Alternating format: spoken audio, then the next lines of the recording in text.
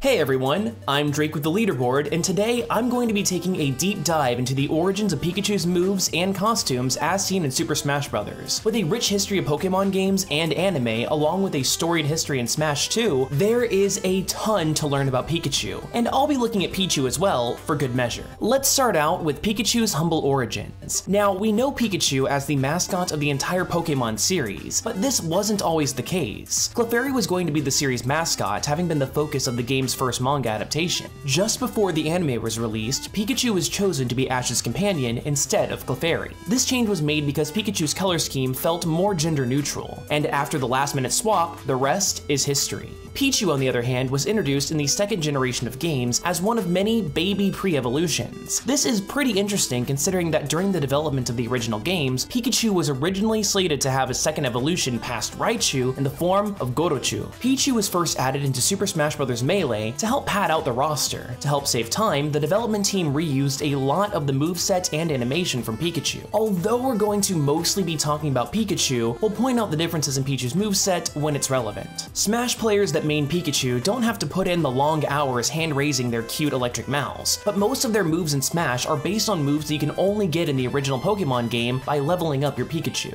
Pikachu's down special move, Thunder, is one of them. In Generation 1, Thunder was the most powerful electric attack in the game, and when Pikachu pulls out that down special move in Smash, it looks a heck of a lot like the Thunder animation that was used in Pokemon Stadium. Pikachu's forward smash also draws inspiration from Pokemon Stadium, and I think it resembles the iconic Thunderbolt attack from the Pokemon games.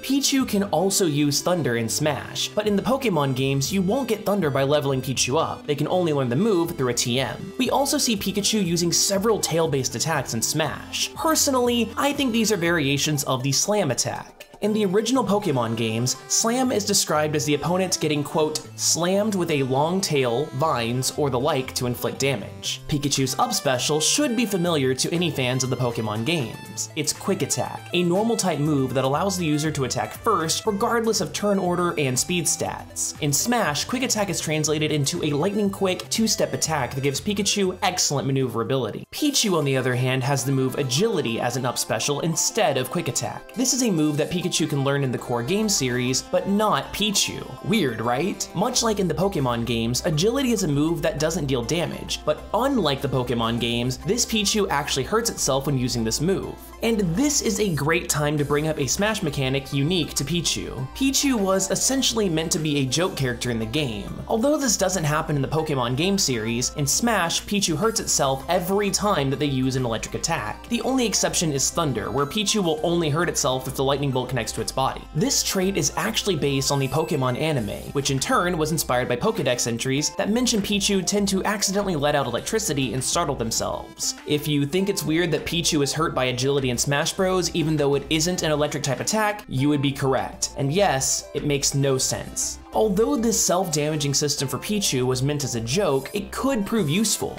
In Smash 4, a new mechanic called Rage was introduced, allowing for players with more damage to deal stronger blows. Good news for Pichu, the Rage mechanic returns in Smash Ultimate. Intentionally building up damage is definitely a solid strategy that could actually make Pichu a bit more valuable. So far, we've mostly covered moves that Pikachu and Pichu learned by leveling up in the Pokemon games, but they seem to pull a lot more of their Smash Bros. Movesets from attacks that come from TMs in Pokemon games, like alluded to earlier. As fans already know, technical machines are special discs that teach Pokemon new moves, usually ones they normally can't learn through leveling up. Quick side note, I've always been a little freaked out by how it seems like Pokemon use TMs by pressing them to their bodies. Like, it's an optical disc, dude, just put it in a computer or something. Pikachu's side special, Skull Bash, can only be learned via TM in Generation 1. Because of this, Pichu has never been able to learn this move in any of the Pokemon games. What makes this stranger is that side specials weren't even added until Super Smash Bros. Melee, which came out years after the move was removed from Pikachu's moveset.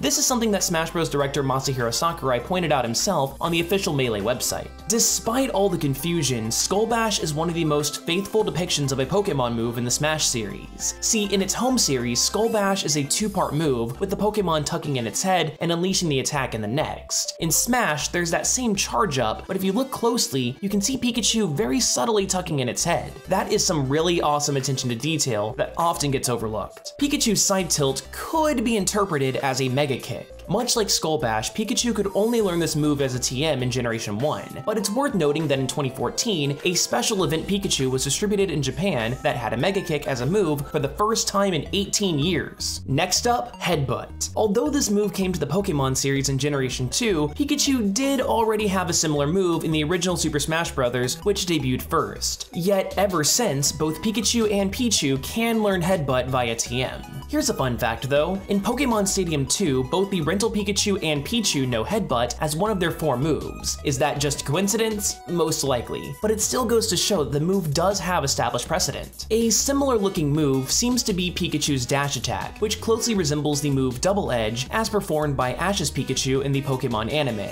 Again, Pikachu could only learn this move in Generation 1, but ever since, Double Edge has been a move that they can consistently learn through the move tutor. Speaking of the Pokemon anime, Pikachu's back throw seems to resemble its depiction of the move Submission. Although we've never seen a Pikachu use this move in the show, we can see how other species of Pokemon perform the move. In the Pokemon games, Pikachu has been able to learn it via TM. Here's some history that took a little bit more digging. Pikachu's neutral special is called Thunder Jolt. Most Pokemon fans, both casual and hardcore, have probably never heard of this move, considering, well, it doesn't exist. But oddly enough, there is still some interesting history behind the name. So get this, a move called Thunder Jolt appeared in the very first Pikachu card in the Pokemon trading card game. Although the trading card game makes up plenty of moves and abilities, some people think that Thunder Jolt is just a mistranslation of the move Thunder Shock. On the original Japanese card, the move is spelled Dengeki, which roughly translates to electricity attack. This very same spelling is how the Japanese version of the original Super Smash Bros. Lists Pikachu's neutral special. In the Pokemon video game series, however, Thunder Shock is spelled Denki Shoku, which roughly translates to electricity shock. Yes, they both more or less mean the same thing, but with different spellings and consistent translations, I honestly think that these are 2 different moves. To double check my work, I got my hands on a Japanese copy of Pokemon Fire Red and Super Smash Bros. To confirm the difference in spelling. I spent way too much time and money looking into this, and damn it, I want to justify it. Thankfully, both of the custom variations of Thunder Jolt and Smash 4 draw inspiration from the Pokemon video games. They're both moves that Pikachu can naturally learn through leveling up. First is Thunder Wave, which in the original games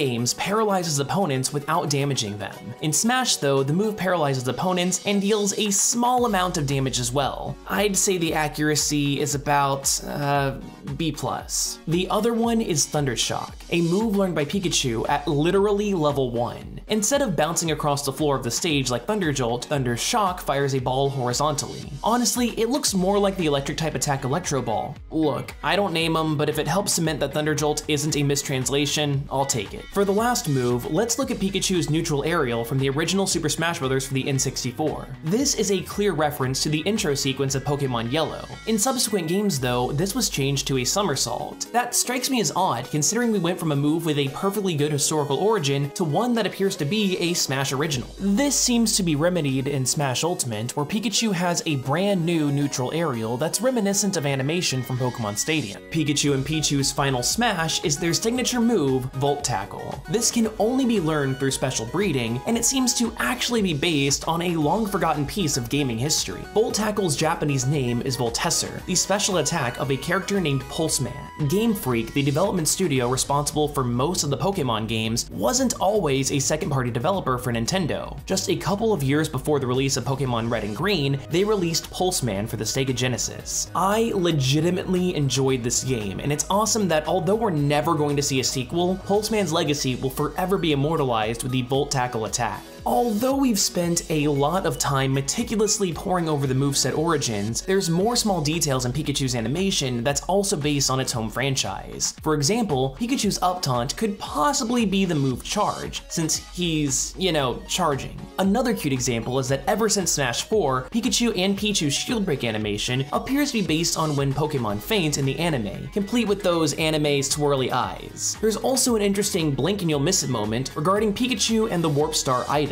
When most characters use the star, they clutch onto it. Heck, Pikachu even did this for the first 2 games. Yet from Brawl on forward, Pikachu actually seems to surf on it. Surfing Pikachus have been a pretty common occurrence in the Pokemon series ever since Pokemon Yellow. So let's talk alternate costumes. On the official website for the first Super Smash Bros., Sakurai commented on the origins of other characters' alternate costumes, but he doesn't really talk about Pikachu's. I mean, that isn't surprising since it just seems like the alternate colored Pikachus are just sporting different party hats. But what fascinates me is that there is actually some history here. So in Pokemon Stadium, there are 3 different colors for Pikachu. The standard color scheme is pretty obvious, but if it has a nickname, Pikachu will be slightly darker. This matches the fur color of the red alternate costume in Smash. If the nickname is in all lowercase though, Pikachu will have a slightly green tint, more or less matching up to the green costume for Pikachu. In Super Smash Bros. Melee, the party hats were consolidated, with now just the blue one remaining. The red Pikachu is still slightly darker, but it now more closely resembles its shiny coloration from the Pokemon game series. This red Pikachu costume now also sports the hat of the main protagonist of the original games, Red, for obvious reasons. The green costume for Pikachu was given a cowboy hat, but there doesn't seem to be any historical significance for it. In Melee, Pichu doesn't have much to write home about in terms of costumes. I mean, the red outfit has a bandana similar to the camper and picnicker classes of trainer in the Pokemon series, but I think that's a stretch. I guess you could also say that the goggles on the blue costume are similar to the swimmer trainer class, but again, I think that's a stretch. Although it's interesting that the green costume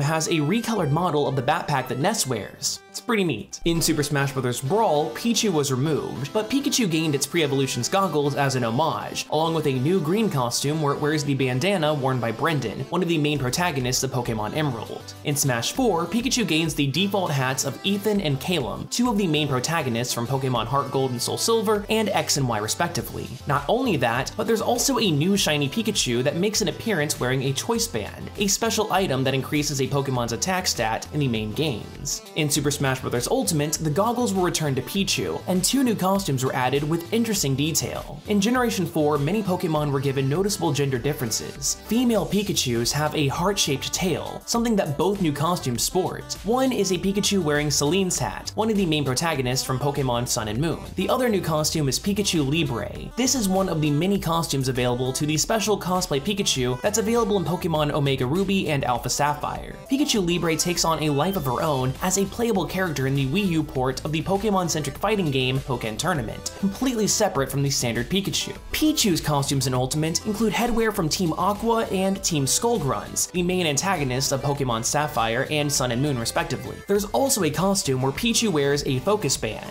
an item from the core series that can sometimes help prevent a Pokemon from fainting. Finally, and most notably, there's a special spiky-eared Pichu that comes directly from the anime. This Pichu is female and appears as a character in the movie Arceus and the Jewel of Life. Although she's made a few appearances in later anime material, this Pichu is also adapted into the games as a part of a special event in Pokemon Heart Gold and Soul Silver. So are you gonna main Pikachu or Pichu in Smash Ultimate? What are some of your favorite and least favorite changes to the characters? Let us know down there in the comments. Also, be sure to like this video and subscribe to the leaderboard. I've been Drake, and thanks for watching.